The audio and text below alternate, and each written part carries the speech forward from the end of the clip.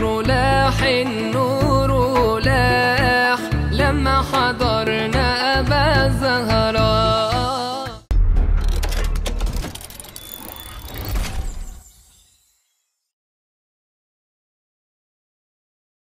Assalamualaikum warahmatullahi wabarakatuh. Alhamdulillahilladzi an'ama alaina bi ni'matil imani wal islam wa amarna bi ittihadi wasilatil arham. Wassalatu wassalamu ala asyrafil anam wa ala alihi wa ashabil kiram, amma ba'd. Alhamdulillahirabbil alamin. Allah Subhanahu wa taala memberikan kepada kita nikmat iman, nikmat Islam, nikmat sehat walafiat, nikmat bisa ada di majelis ilmu. Semoga kita semuanya diridhai oleh Allah, diberikan keistiqomah di akhir hayat, dan semua orang tua kita diberikan oleh Allah Subhanahu wa taala derajat yang luhur. Amin. Bismillahirrahmanirrahim. Kita akan mulai ngaji Ta'limul Muta'allim, ya. Qala al-muallif rahimahullah ta'ala wa nafa'ana bihi wa bi'ulumihi wa bi asrari fid dharaini amin. Wa yanbaghi ay yastashiba daftaran ala kulli halin. Hendaknya seorang pencari ilmu itu dia benar-benar bersahabat dengan buku atau kitab. Bersahabat. Jadi harus benar-benar care, harus benar-benar dekat dengan kitab, dengan buku. Ya. Ada teman mengatakan saking dekatnya dengan kitab, dengan buku sampai buku ini rusak kabeh. Lah. Terus aku ngomong nek kuwi ora diwaca kuwi nggo bantalan nek kuwi. Pokoknya setiap diri kita ini harus kesana kemari ada buku, ada kitab. Ini bukan bermaksud apa-apa, jangan bisa lihat mobil saya wis ora genah. Apa kuwi mobil, apa itu mobil atau itu perpustakaan, ndak jelas. Perpustakaan keliling. Nah, itu saja kalau ada yang hilang satu saja saya langsung tahu. Padahal murak-marik. Ketika siapa gitu komentar, "Bu kok murak-marik kok ngene, nek ketoto malah ora tau kuwaca." Murak-marik berarti kebaca. Tapi ada yang murak-marik justru tidak kebaca.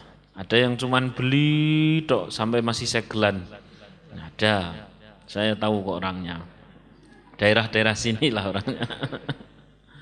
Ya. Maka bahasa ta'limul muta'alim bukan membaca, tapi ayyastashiba, bersahabat, berakrab. Ya sahabat. Tahu diri kan sahabat, bingung diajak ngobrol sama buku. Iki piye to? Ya ketika kemudian rodok rewel gitu sahabat, ya dipeluk. Angel pancen iki pembahasan tempel gini umat. Itulah sahabat.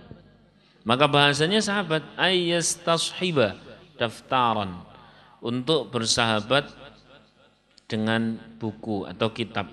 Ya kalau di terjemahan jangan beli taklim yang terjemahan artinya ya membawa gitu toh. Tapi saya tidak setuju kalau disebut membawa. Membawa nanti kesindiran dalam Al-Quran seperti keledai yang membawa kitab. Maka yang paling tepat bahasanya lah ayyastashiba, bersahabat. Bersahabat dengan kitab, dengan buku. Sampai ada teman saking serketnya, saking akrabnya dengan kitab, dengan buku, dia sampai tidak bisa membedakan antara buku milik dirinya dengan buku milik teman-temannya. Ya, dan itu guyonannya Gus Dur begitu. Kalau yang namanya buku itu boleh pinjem ke sana kemari.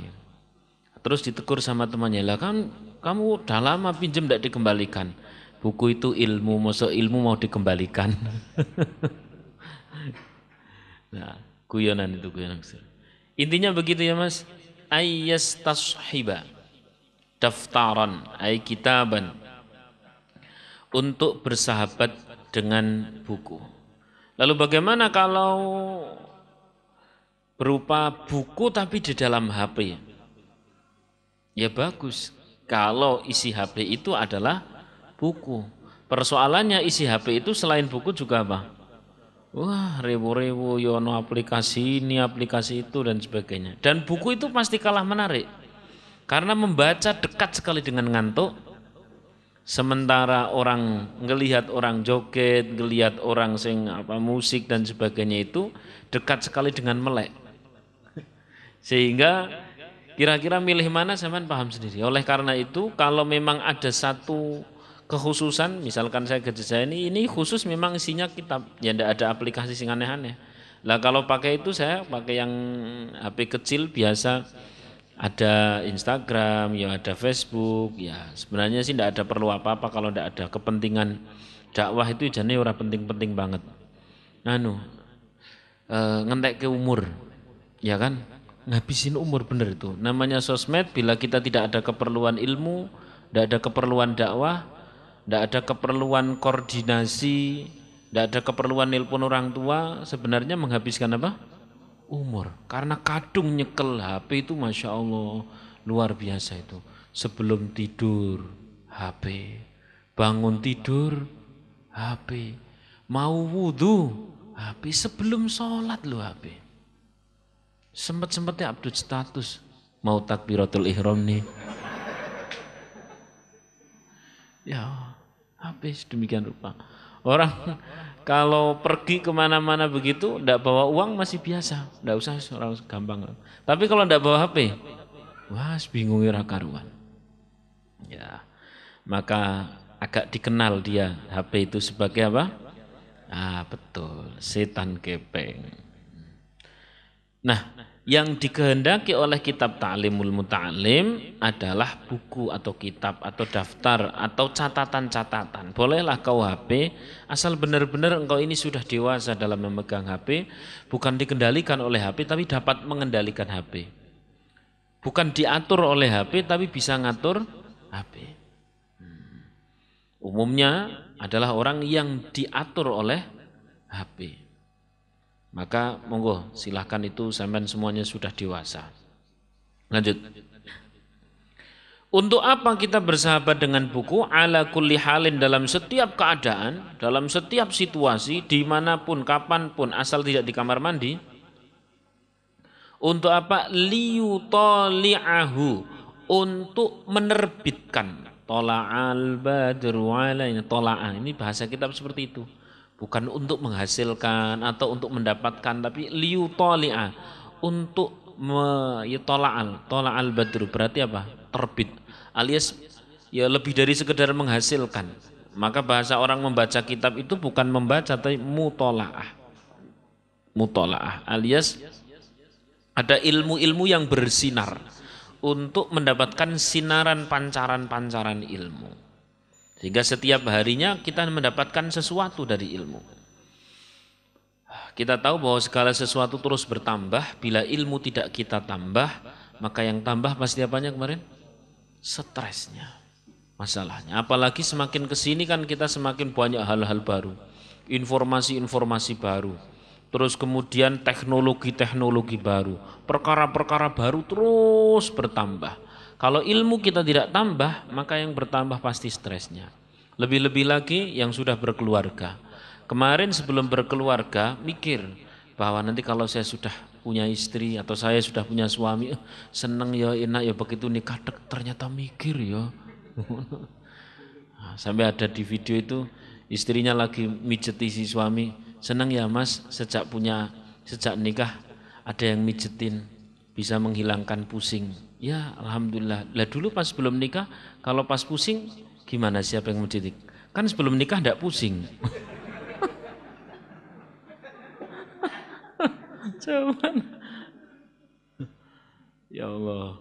Lah, bukan masalah pusing, bukan masalah apa. Itu adalah sesuatu yang niscaya, perkara yang secara otomatis, matematikanya aja ketemu lah, matematikanya gampang sekali. Dulu mikir satu orang, di dalam diri kita sering terjadi perdebatan, betul enggak? Kadang enggak selesai perdebatan itu. Selesainya apa? Mbah Muhammad turu. Ada lagi yang selesainya makan, tambah lemu terus. Ada yang lagi yang selesainya ngalamun. Ada lagi yang selesainya malah main kamar mandi. Di dalam diri saja sering terjadi perdebatan, alias Satu hati saja kadang tidak bersepakat. Lalu bagaimana kalau kemudian sampean sudah menikah, maka akan ada dua hati. Ya sulit mencapai sepakat. Lebih lagi kalau sudah punya anak lagi, punya anak lagi. Maka beban akan terus bertambah, permasalahan akan terus bertambah. Kalau skill keilmuan tidak ditambah, pasti yang bertambah apanya tadi? Stresnya. Ya kalau dalam bahasa Inggrisnya the uring-uringan. Nah, kenapa? Karena ilmu sudah sampai sini, ternyata permasalahannya sudah lebih tinggi lagi. Tekanannya lebih dahsyat. Kalau ilmu sampai perjalanannya sampai 80, permasalahan kok sampai 120. Maka yang 50 itu pasti jadi stres. Harus idealnya kalau ilmu ada di 80, permasalahan masih ada di sekitar 70-an. Lah, bagaimana cara mengulangi masalah? Tidak bisa kita. Hidup itu pasti diliputi masalah, berarti Anda masih manusia. Kalau diliputi oleh wijen namanya onde-onde. Lebih lagi kalau diselimuti oleh kelopo namanya kelepon. Lah sampean manusia apa kelepon karya? Is ngono kuwi urip. Ya Allah. Semakin ke sini coba jenengan ingat-ingat pas masih SMA, gitu kan ketawanya lepas banget. Hari ini meh ketawa sing rada lepas, engko ndak wong sing tak utangi krungu. Ngono to. Nah, insyaallah. Oleh karena itu ilmunya yang ditambah. Ilmunya yang terus ditambah. Wa qila man lam yakunid daftar fi kummihi lam yathbitil hikmatu fi qalbi. Siapa orang yang tak pernah ada atau jarang-jarang ada di dalam kantongnya itu kitab. Nah, di dalam tasnya itu terdapat kitab, terdapat buku, maka di dalam hatinya tak terdapat hikmah. Coba dicek siji-siji dan nggawa pura kuwi. Wah ini Ustaz, ini di HP saya sudah penuh ini, full, bahkan seluruh aplikasi hadis juga ada, ini kutubus sittah. Bukhari, Muslim, ya kan? Di dalam HP loh, luar biasa. Bukhari, Muslim, Quran bisa sampai 60 juz. Ono Quran 60 juz sih. Ya yang satu aplikasi satu, atau aplikasi satunya lagi. Ngeri. Tafsir, ada Ibnu Katsir juga, ada Tobari juga ada di HP saya. Pertanyaannya kebaca enggak? Kalau di HP itu jarang kebaca. Wong di buku saja masih segelan tadi ya. Ono wong lho teko nang ngene. Ya, setidaknya ketika kita kesana kemari membawa buku, seolah buku itu yang berbicara. Seolah buku itu yang berbicara. Dan ketika kita nganggap bahwa buku itu adalah sahabat, maka buku itu benar berbicara. Kita bawa di sepeda motor, kita bawa di tas, kita bawa ke sana kemari. Itu buku itu kalau memang kita anggap teman berbicara. Bro, aku mbok ae tareter ngalor ngidul. Mosok ora mbok jak ngomong. Tego ya kuwi ya. Terus baru buka muqaddimah. Ngantuki. Wis pokoknya gitulah Mas. Kita itu kesana kemari harus bawa buku. Bawa buku. Kalau toh memang senangnya pakai HP, udahlah miliki komitmen yang kuat untuk diri kita masing-masing. Setiap kita itu permasalahannya, musuhnya itu bukan pada orang lain Mas, asli. Musuh itu ada dalam diri sendiri. Setiap kita sudah hendak kurang-kurang ilmu. Kalau mau nyari aplikasi kitab apa saja, bahkan di buku di HP sudah ada. Downloadan PDF-an macam-macam juga sudah ada. YouTube yang sana isi kajian ya wos macam-macam ada. Komitmen dirinya, komitmen diri. Maka sebenarnya orang kalau sudah selesai dengan dirinya sendiri, dia bisa ngatur waktu, ngatur ini HP untuk apa dan sebagainya. Sebenarnya ada hal baikan, ada produksi-produksi amal soleh yang akan terus bergulir. Tapi bila dia bisa ngatur dirinya, dia manajemen dirinya sudah kacau. Begitu mau buka kitab di dalam atau buku di dalam HP, seret notif dari sosmed muncul. Konco lawas sih. Malah koyone mantanku. Deklik, saiki tambah ayu jan. Jos. Tapi paling efek apa? kamera, tapi ora apa-apa, aku pernah singgah di hatinya. Buka ngalor itu bisa 2 jam Mas. Jari ini ngono aku ya. Bisa 2 jam seperti itu. Awalnya mau buka buku, bisa 2 jam seperti itu. Belum lagi terus mikir, tapi pertemanane lho koncone melayu-ayu saiki. Wah, iki wis ora usah sing iki koncone wae. Wah, muter. Tahu-tahu jam 12 malam dan sebagainya. Janganlah Mas, jangan terus-terusan seperti itu. Rugi-rugi nanti. Sallallahu alaihi Nabi Muhammad. Saya itu sering Mas, dengan harap hati-hati sama saya Mas. Nek saya sudah mulai etok-etok akrab karo sampean terus kemudian aku paketanku entek minta tolong tak HP ini sampean tak nggugahi nelpon. Lah kok saya nggon klik nggon bagian search atau minta tolong saya tak googling sebentar nggon bagian search. Wah, ngisore ketok kabeh bareng buka apa. Nah ketok nah.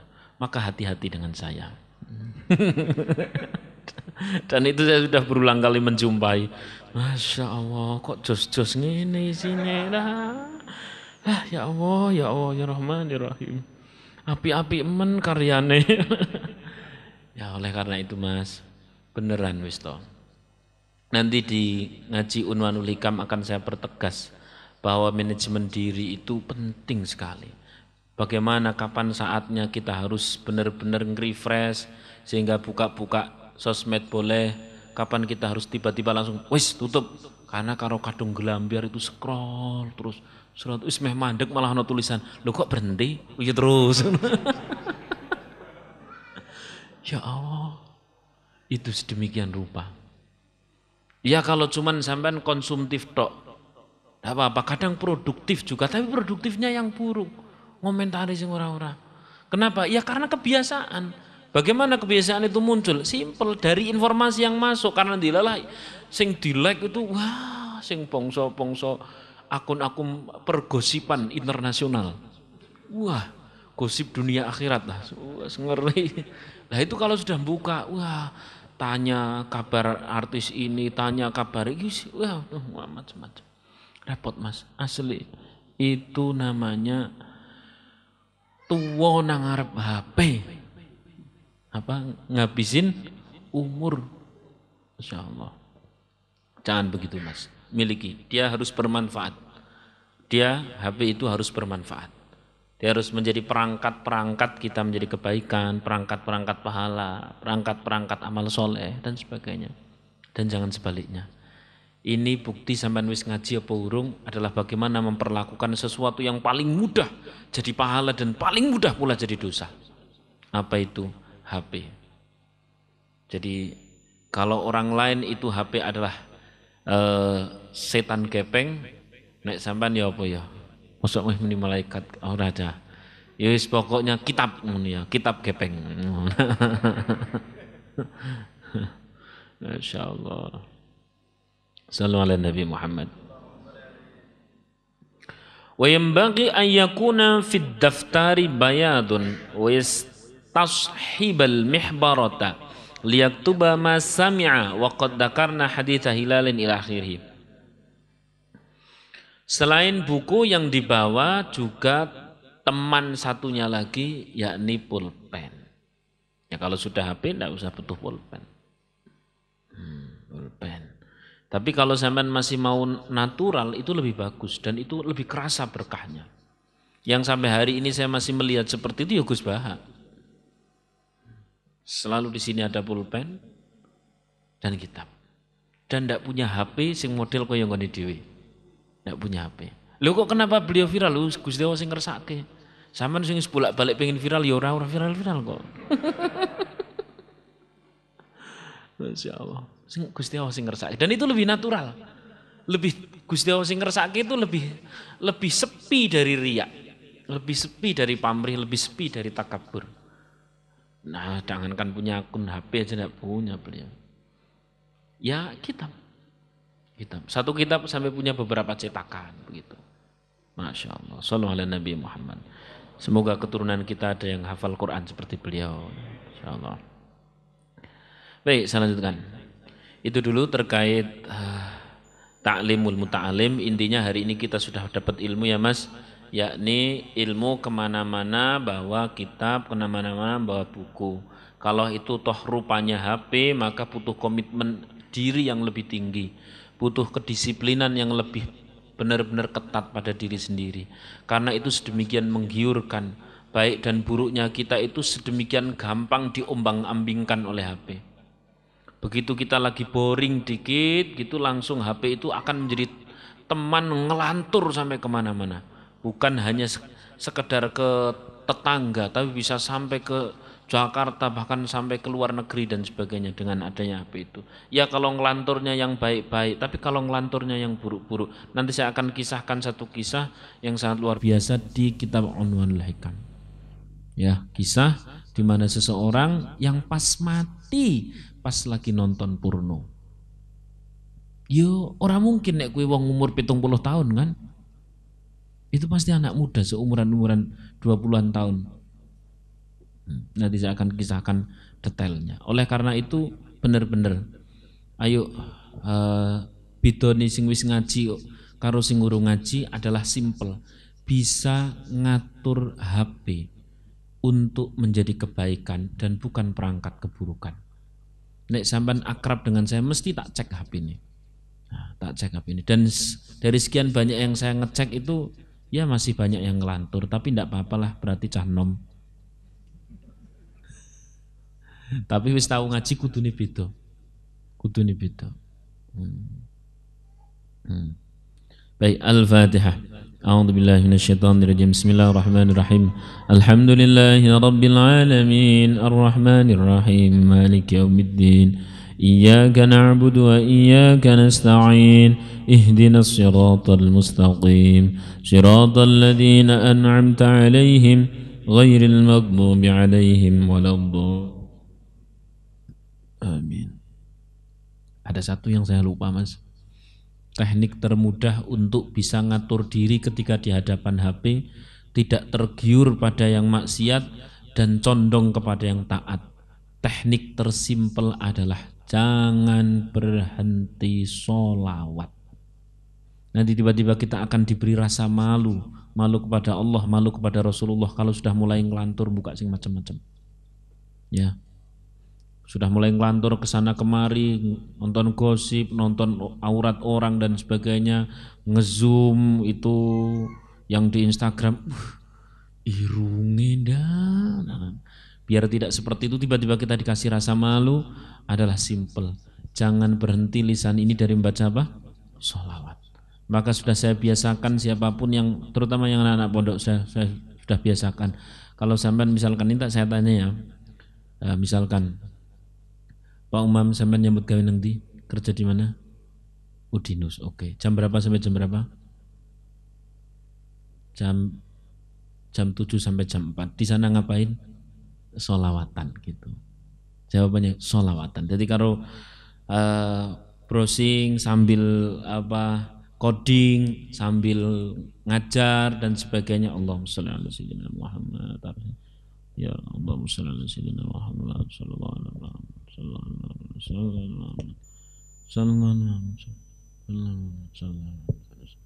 Dengan seperti itu, masya Allah, hidupnya berkah luar biasa. Insya Allah. Itu tiba-tiba malu nanti kalau zaman mau buka sing aneh-aneh. Rasulullah seperti hadir. Sallallahu alaihi Muhammad, sallallahu alaihi Muhammad, sallallahu. Terus sallallahu. Dan hidupnya itu efektif banget Mas. Berkah. Cobain. Dan tidak sempat yang namanya mengeluh hidup itu. Bener tidak sempat. Allahumma sholli ala sayyidina Muhammad wa ala sayyidina. Gitu terus kayak gitu. Lisan itu tipis-tipis saja, lisan tipis-tipis, tapi hati yang tajam. Jadi minal doplongin. Cukup ya. Mari kita lanjutkan di kitab Unwanul Hikam. Hadratin Nabi Mustafa Muhammad Rasulullah sallallahu alaihi wasallam. Sahibu hadil kitab ومن شرحه ولكل نية صالحة ونعمان وبه سلفنا الصالح. الفاتحة. أعوذ بالله من الشيطان الرجيم. بسم الله الرحمن الرحيم. الحمد لله رب العالمين الرحمن الرحيم مالك يوم الدين إياك نعبد وإياك نستعين اهدنا الصراط المستقيم صراط الذين أنعمت عليهم غير المغضوب عليهم ولا الضالين آمين. Kalam yang ke 57.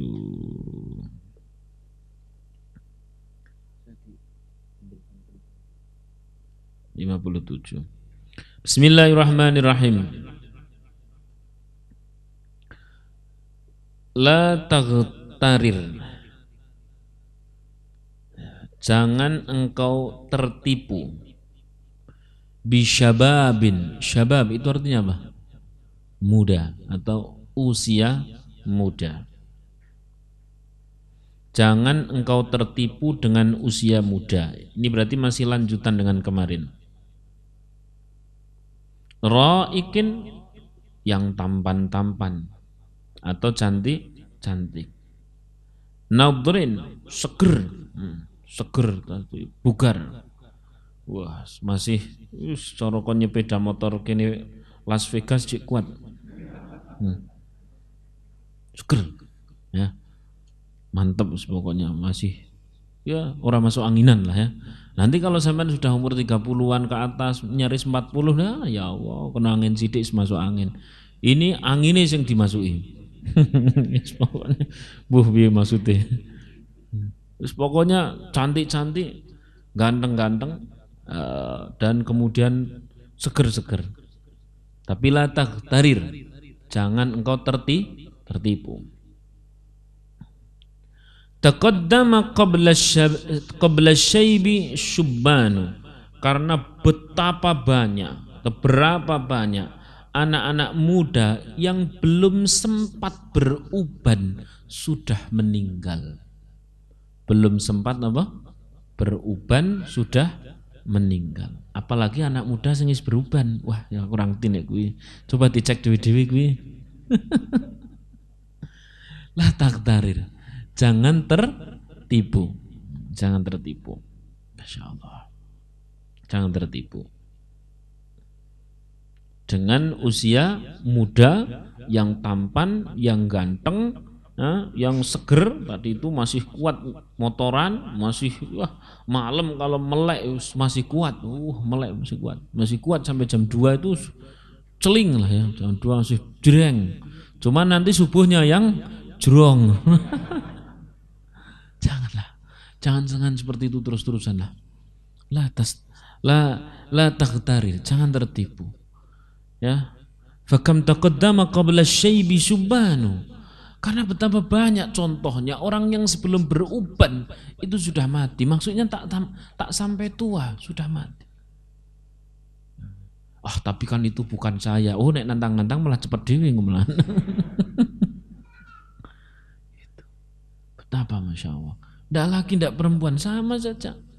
Sampai kan punya teman kan, teman kuliah atau teman SMA dulu yang dulu pernah sempat duduk bareng cerita sok ben meh kuliah nang ndi, nyambut gawe nang ndi, meh dadi apa dan sebagainya macam-macam. Ternyata orangnya sudah di alam kubur sekarang. Punya kan teman seperti itu? Dia ndak kepikiran kalau umurnya akan sampai hari ini.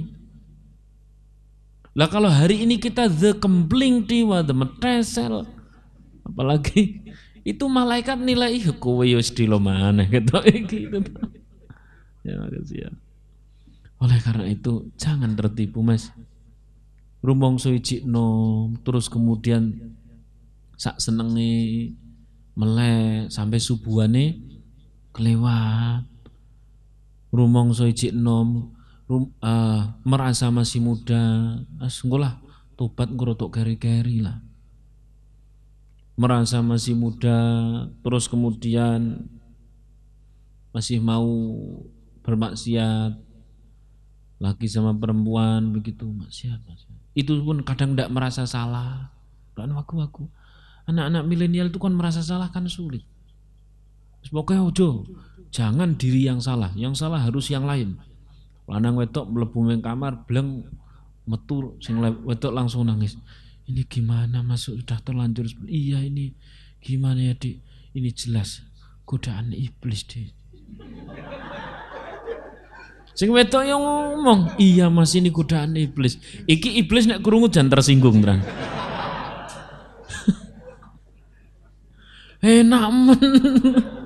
Sing enak-enak anakku sing mbok salah-salahke. Wah, iblisnya jangan kalah tipu. Repot, gedek-gedek. Janganlah Mas lah, jangan tertipu usia muda. Kalau masih punya adik, masih punya kakak yang belum ngaji dan sebagainya, ya diajak ngaji. Biar tahu kalau ini jalan yang kurang tepat, jalan yang tepat itu. Tidak ada jaminan orang mati itu selalu tua, tidak ada Mas. Memang nek bagian mati itu saya selalu ngalah sama sampean. Monggo nek duluan monggo. Atau kalau ndak jenengan duluan ya saya yang terakhir lah. Ini ngomong seperti ini kadang ya ndredeg Mas, karena benar-benar rahasia Allah. Kadang kita masih punya sekian cita-cita, sekian bayangan masa depan, nggak ada yang jaminan kita masih hidup. Nah, terus bagaimana? Ingat kajian yang lalu. Orang menyikapi mati itu ada berapa? Ayo lali. Ada berapa? Masih ingat? Masih lupa? Ada berapa? Ada 3. Yang satu pertama itu ini ngingetin yang kemarin. Yang pertama adalah orang yang mumpung masih muda, mumpung masih hidup, ya akan benar-benar manfaatkan untuk senang-senang. Dikira inilah hidup. Padahal kata Sayyidina Ali, orang itu pas hidup, dia tidur. Begitu dia mati, dia benar-benar terbangun. Ternyata inilah yang hidup sebenarnya. Ketika itu dia dibangkitkan dari kubur. Ini yang hidup sebenarnya. Dulu itu bukan hidup. Sallallahu alaihi Nabi Muhammad. Golongan pertama atau model karakter jenis orang pertama adalah orang yang dia memanfaatkan masa hidupnya, masa mudanya, dikira mumpung masih muda, ayo seneng-seneng, jangan sing abot-abot, ngaji ki wong tuwa, dinom lah dolan, wis pokoknya dolan. Kita akan terus jalan-jalan sampai jalan yang capek dengan kita. Wah, piye coba ki. Jadi bersenang-senang mumpung masih muda. Ini golongan pertama. Dia benar-benar tertipu. Dikira yang namanya mati itu nunggu tua. Dikira yang namanya mati itu tunggu tobat. Padahal enggak. Bisa kapan saja. Ya. Kalau pada pertemuan yang telah lalu saya kisahkan ya 2 orang yang matinya baik, soleh, solihah. Kalau pada pertemuan yang telah lalu saya kisahkan seorang wanita yang dia pada saat pernikahannya, masih ingat kan ya? Ngaji itu nek terus insya Allah enak, karena ini urut loh kitab ini urut terus. Ya, ini nggak nyindir yang kemarin nggak ngaji, nggak nyindir, cuman ngepas kita. Kemarin saya kisahkan seseorang wanita yang pada saat lagi hari pernikahan, ya hari benar-benar hari pernikahan, dia masih pakai make up dengan segala macamnya, ragamnya. Saya jadi tahu kalau make up itu ternyata mahal dan benar-benar baru tahu. Saya kira mahalnya 100.000, 200, enggak, jutaan. Masya Allah. Aku mending tak tuku semen nunggu ya, oke bangun. Ya ndak ada. Ini beda-beda jenengan make upan juga ndak apa-apa. Yang penting solihah ya Mbak. Yang penting tetap jangan ninggalin sholat. Udah usah pakai make up dan sebagainya karena terbiasa dia kalau waktunya sholat ya sholat, dia minta izin sama orang tuanya, ibu ini waktunya sholat, saya tak sholat dulu ya. Loh tapi make upnya itu kan nanti apa? Luntur. Padahal berapa juta? Jutaan luntur dengan air wudhu kan eman. Kata si anak, ibu enggak apa-apa lah bu, minta izin ya, minta izin. Dan la ta'ata li maksiatil makhluk, tidak harus taat kepada perintah bahkan perintah orang tua. Kalau perintah tersebut bersimpangan dengan perintahnya Allah Subhanahu wa Ta'ala. Bu, minta maaf ya tak sholat dulu, tapi sopan Mas, jangan sembarangan kalau di hadapan orang tua. Sampean boleh benar, tapi caranya harus lebih benar lagi. Sampean benar terus kemudian caranya salah. Ibu, ya ayyuhalladzina amanu. Aja kok ngono nek wong tua sing apik, ibu maaf ya ibu. Ibu maaf. Enggak usah dalil sing macam-macam. Bapak harus takut pada neraka, Bapak. Qala Rasulullah sallallahu alaihi wasallam. Jangan, ya minta maaf sing apik, minta maaf. Pak, Bu. Untuk kali ini saya benar-benar tak sholat dulu. Ini kan perintah Allah. Bapak kan ya sholat. Ya, tapi kan kowe masih pakai make up seperti itu, Tondok. Udah enggak apa-apa lah nanti. Loh, tapi nanti kamu kelihatan. Enggak apa-apa. Akhirnya sholat. Begitu sholat, tidak ada yang tahu orang itu namanya mati itu kan tidak harus sakit. Sebagaimana mati juga tidak harus tua. Pas sholat, belum selesai sholat, yo mati. Coba bayangkan andaikan tadi dia meneruskan aktivitasnya yang kemudian sampai nerjang waktu sholat. Ceritanya kan jadi jauh berbeda.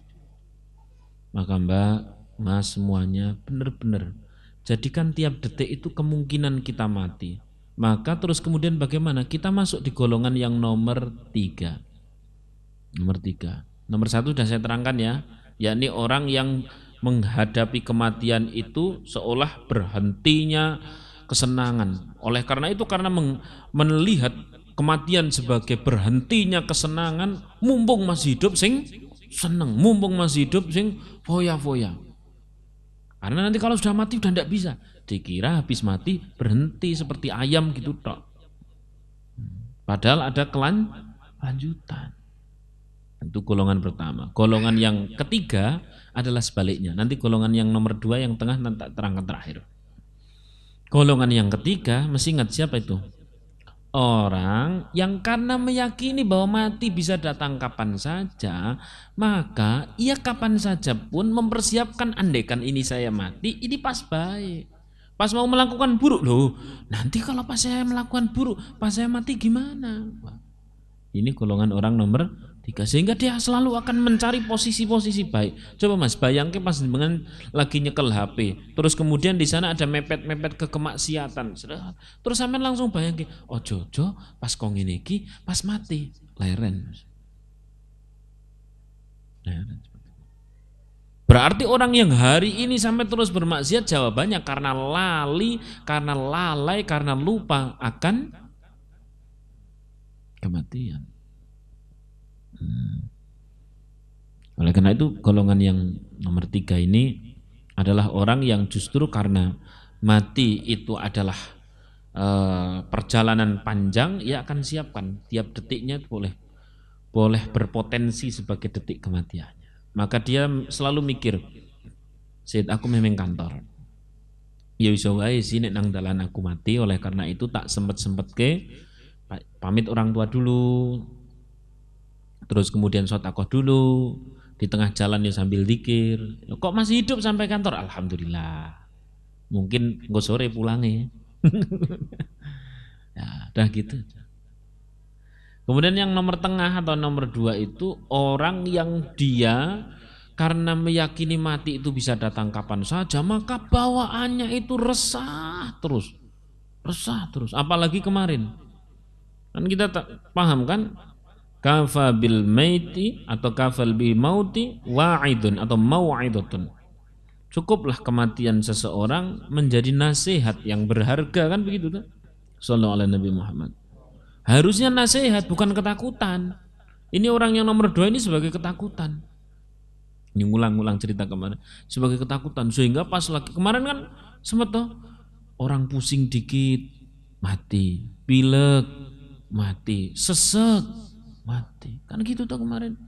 Apalagi pas lagi sesek, aduh kok sesek ini, malah krungu siaran di masjid sebelah, Assalamualaikum warahmatullahi wabarakatuh. Lanjutnya Innalillahi.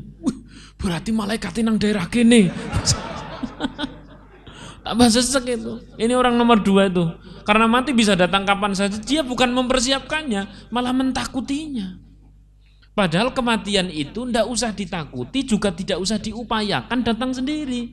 La yastakhiruna sa'atan wa la yastaqdimun. Akan datang pada jadwalnya.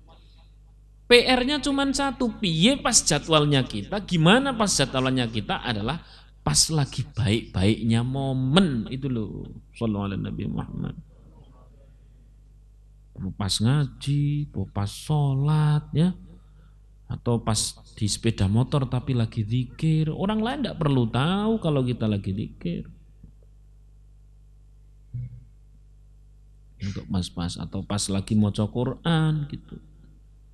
Ya, semoga kita semuanya diberikan umur panjang dan husnul khotimah. Demikian pula dengan orang tua kita masing-masing, umur panjang dan husnul khotimah. Karena sebaik-baik orang adalah yang mentala umur, orang yang umurnya panjang dan dia taat kepada Allah. Nah, kalau kemarin saya kisahkan tentang orang yang matinya baik-baik, hari ini saya akan kisahkan matinya yang buruk-buruk, bukan apa-apa. Biar pelajaran. Wah, itu adalah pelajaran. Kalau yang pria, kemarin saya kisahkan tentang seorang pria yang dia sangat berbakti kepada orang tuanya. Dia terbiasa untuk izin dulu sama orang tua, terbiasa untuk mijetin orang tua, terbiasa untuk bikinkan teh, bikinkan minuman, nyeneng ke hati orang tua. Sampai satu ketika dia sakit, pas mau meninggal saja lu izin sama orang tua. Sebentar, saya belum mau menikah sebelum izin ibuku. Ini kayak orang ngigau. Begitu terus dipanggilkan ibunya, ada apa nak? Enggak, saya melihat ada seorang wanita yang sangat cantik di depanku. Dia mengajak menikah, tapi aku tidak akan menikah sebelum izin engkau wahai ibuku. Ya aku izinkan. Karena wis memang benar kronis ini sudah bolak-balik sakit. Terus langsung diizini oleh orang tuanya meninggal. Allah alam yang dimaksud siapa. Apakah itu bidadari? Ya kita husnudzon saja. Sing mbak-mbak mesti takon, saya kalau bidadara ada atau tidak? Orang no hadise. Enggak tahu, saya enggak tahu. Ya, tidak semua pertanyaan harus dijawab.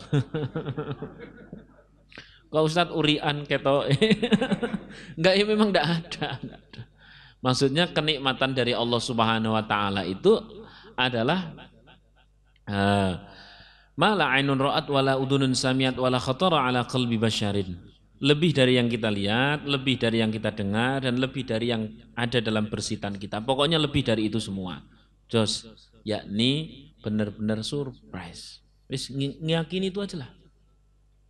Nah, yang hari ini mau saya ceritakan adalah yang kebalikannya. Saya baca di namanya Al-Mawsu'ah Al-Mawsu'ah Qasasul Waqi'iyah. Ya kalau diterjemahkan barangkali jadi begini.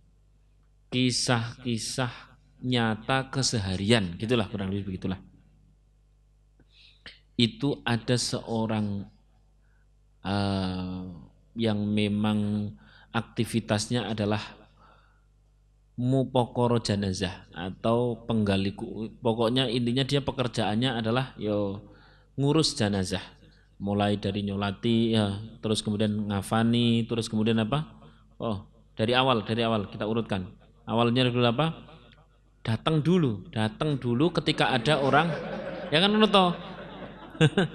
ketika ada orang sudah mulai nazak, muntup lah ya, muntup. Dan itu dulu saya pernah, enggak tahu sekitar tahun 2010-an gitu, enggak tahu kok. Saya tuh enggak pernah diundang ceramah, enggak pernah. Tapi diundangnya agar ono wong mati kon teko. Wah, Ustadz kematian itu. Kala itu. Jadi nalkin gitu ya. Itu di Arab juga ada yang seperti itu di Arab. Itu kan majalah-majalah Arab ya, tulisan-tulisan terus kemudian dibukukan.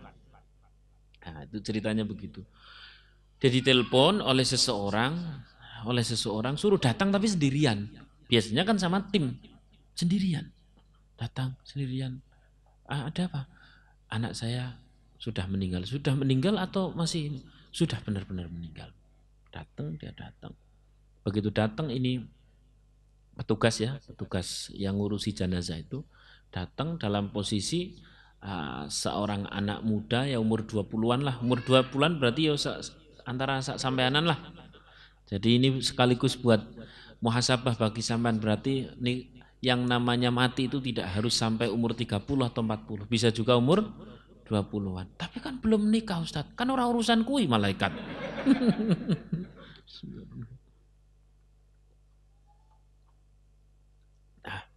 Lanjut. Nah, yang aneh, tangannya itu genggam kayak gini, ngegem dan diperban, tapi darahnya terus keluar. Ini sebagai pengurus, kok pengurus ya, pengurus jenazah, ya petugas jenazah. Ini kan dia bertugas untuk ngafani, untuk nyolati dan sebagainya kan. Mau tidak mau kan harus tahu itu ada apa di situ, kok digenggam sesuatu dan masih ada darahnya. Kan tinggal dikasih ya obat tersendiri begitu ya, berhenti darahnya itu. Sama ayahnya bilang jangan. Loh, saya tidak bisa kalau itu tidak boleh. Jangan, benar-benar jangan. Tapi itu darahnya terus keluar loh, harus saya tutup pakai teknik ini teknik. Enggak, jangan. Nah, ibunya berkata, tolong untuk tangan itu jangan engkau buka. Tapi saya tidak bisa, itu salah nyalai SOP. Iya kan? Nyalai SOP.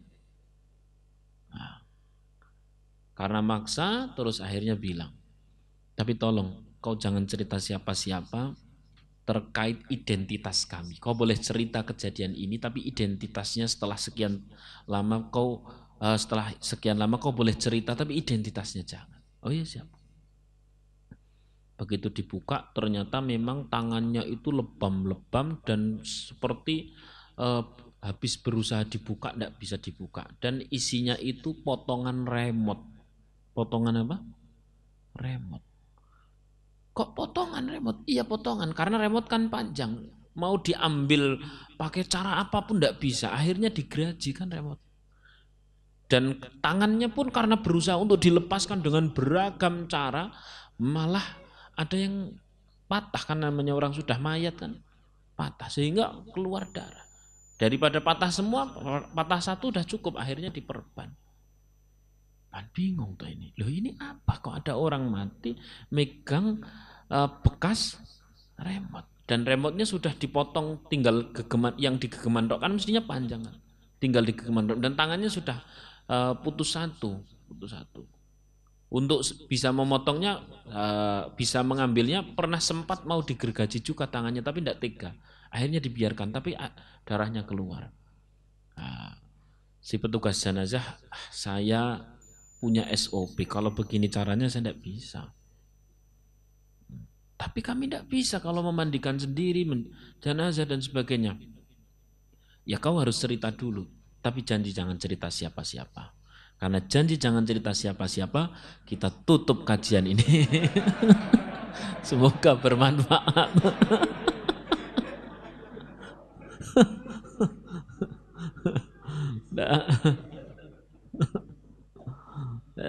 Singkat cerita, kemudian ceritalah bahwa ini anak yang masih sekitar umur antara 20 tahunan ya, diceritakan oleh ayahnya. Tapi identitasnya tidak boleh dibuka. Pulang dari keluar rumah, masuk rumah, suruh makan malam tidak mau, langsung masuk kamar. Mintanya diambilkan sama pembantunya agar makanannya dibawa ke kamar. Ya sekitar jam 9 diketuk tidak buka, jam 10 diketuk tidak buka, itu pintunya dikunci. Jam 11 sampai jam 12 malam, sampai jam 1. Apa ketiduran, tapi sudah dor tetap tidak bangun. Ini mesti ada sesuatu. Akhirnya karena di balkon itu ada jendela, ya ada yang lewat pakai jendela, dan ternyata anaknya itu sudah terbaring yo layaknya orang yang pingsan. Wah ini paling pingsan ini. Akhirnya begitu didobrak, bukan pingsan tapi mati. Dan dalam kondisi TV besarnya masih tontonannya adalah tontonan orang tak berbaju. Menunggu pas mati. tangannya masih memegang remote. Mungkin Allah sedang memberikan pelajaran kepada seluruh kita semuanya, bahwa Allah Subhanahu wa taala bisa mengambil nyawa kita dalam kondisi selagi semaksiat seperti itu. Lalu kemudian adanya repot seperti ini buat pelajaran. Wah, itu pelajaran. Maka pada saat sampean lagi mulai aneh-aneh pikirannya, bayangkan kalau pas itu mati. Saya sih yakin di sini tidak ada yang pernah nonton kayak gitu-gitulah. Atau tidak pernah nonton kayak gitu-gitu. Walaupun mungkin keyakinan saya salah. Tapi setidaknya mikir nek pas ngono kuwi mati. Mikir. Insyaallah. Lebih parah lagi. Di sana kan SOP kalau yang namanya orang sholat jenazah ya. Dan tangannya itu bukan terus gini, nek gini gampang nanti pada saat di ulesi, dia kafani gampang. Tapi begini. Sehingga bagaimana coba cara ngafaninya? Orang kan akan tanya semua. Maka ayahnya bilang sama petugasnya, tolong kita saja yang nyolati, kita saja yang nguburkan. Kata petugasnya, enggak, SOP-nya enggak gitu. Kalau nyolati ya ke masjid. Dan ke masjid itu afdolnya adalah setelah sholat fardu. Setelah sholat fardu biar banyak yang nyolati. Padahal posisinya gini, lagi terus biar. Apa rado takonono mayit kok gayang ini gitu. Bertanya-tanya loh. Stres kan yang jadi ayahnya, ya Allah. Maka Mas Mbak, sejatinya kemaksiatan itu yang paling terlukai bukan sampean Mas. Orang tua sampean yang terlukai. Sampean ya sering lah yang namanya di HP itu sering informasi orang mati pas zina sehingga tidak bisa dilepas. Mau mikir tekan situ. Na'udzubillahimin. Diingat-ingat, kajian ini diingat-ingat. Besok ketika ada insiden-insiden di mana kita diuji terkait hal itu, ingat ini. Dan ingat-ingat pula pas lagi mau maksiat, ingat-ingat ojo-ojo, jangan-jangan pas saya maksiat seperti ini pas.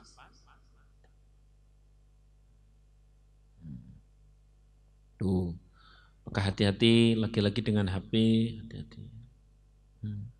Ya kalau soal temen sih gampang, habis nonton apa terus kemudian di close hilang jejaknya di apa namanya histori ya, historinya dihilangkan bisa, tapi membuang histori dari malaikat, catatan malaikat apa bisa?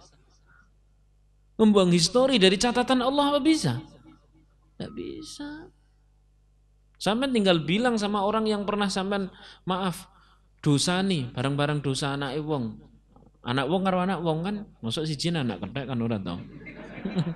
Nah, ini maksud saya tuh sering ngecek, saya sedang ceramah dengan siapa, sering tak cek. Terakhir-terakhir, terutama terakhir-terakhir ini, janjinya ini ngaji ini benar-benar berpengaruh atau tidak. Akhirnya ini sini saya cek, ternyata ya belum semuanya berubah, makanya ini aku rodok nesu. Maksudnya nesu malah mau ngomong, tapi beneran. Coba pikirkan, yang masih pacaran dan sebagainya. Kalau pas itu pas mati bagaimana? Ya kalau memang riwayat atau histori dalam catatan manusia bisa dihapus. Dalam catatan ini malaikat, dalam catatan Gusti Allah tidak bisa dihapus Mas. Maka ini yang masih pada pacaran, yang dekat dengan zina, nanti sampai pintu langsung bilang, Dek, sekarang kita putus ya. Jangan toh Mas, ya berarti nikah. Ya Mas siap enggak? Oh, saya yang belum siap, ya berarti putus. Terus mengopo nek urung siap nikah, deket barang. Kan maksiat kan jawabannya. Ya Allah, astagfirullahal. Saya tidak menghukumi apapun. Saya hanya bukan membayangkan. Saya hanya ngajak jenengan berpikir, bertafakur, bertadabbur. Kalau pas maksiat, pas mati gimana coba? Dan tidak kurang-kurang contohnya. Tidak kurang-kurang. Ya Allah. Na'udzubillahimin. Dan yang putri pun sama. Mbak. Kadang-kadang kalau belum itu koyo-koyo ini orang pengen maksiat. Tapi kalau sudah mulai dekat dengan seseorang, kalau engkau tidak datang berarti tidak sayang. Oh, wis kelabaan ngono kuwi. Maka tutup pintunya, grek. Kalau memang engkau mau, yuk nikah. Ya niat saya nikah lah kapan? Ya mungkin setelah 5 atau 6 tahun golek liyane wae gitu. Bilang golek liyane wae tapi sampean kadung seneng, Mbak. Ndak mudah. Ndak mudah. Maka jawabannya yang namanya adil itu menempatkan sesuatu pada tempatnya. Kalau menempatkan sesuatu tidak pada tempatnya namanya apa? Dolim. Menempatkan hati, menempatkan cinta pada yang bukan tempatnya, yakni yang belum diakati, berarti itu namanya dolim. Tapi kan kita tidak boleh beli kucing dalam karung. Lah ini kamu main tuku kucing kan? Enggak, maksudnya kita kan harus kenalan dan sebagainya. Gini Mas, sampean boleh beranalog macam-macam. Saya hanya mau tanya satu hal. Kalau dimulainya dengan kedoliman, kalau yang ditanam adalah kedoliman, esok kalau yang panen kedoliman, kalau tanamannya kedoliman, tentu panennya juga apa? Ya jangan salahkan siapa-siapa. Karena memang tanaman sendiri. Sallallahu alaihi Nabi Muhammad. Ya. Ada satu lagi kisah, tapi karena waktunya sudah jam 9 lebih, saya rasa cukup sekian. Ya. Yang seorang wanita, ya karena ya sama kan, sama-sama bisa husnul khotimah, sama-sama bisa su'ul khotimah, sama-sama bisa mati kapan saja. Semoga sih umur kita panjang, kemudian taat. Karena jangan sampai kemudian umur panjang tapi banyak maksiat. Na'udzubillahi min dzalik. Ini saya sedang tidak menggurui sampean, tapi saya benar-benar juga sedang saling menasihati termasuk diri saya sendiri.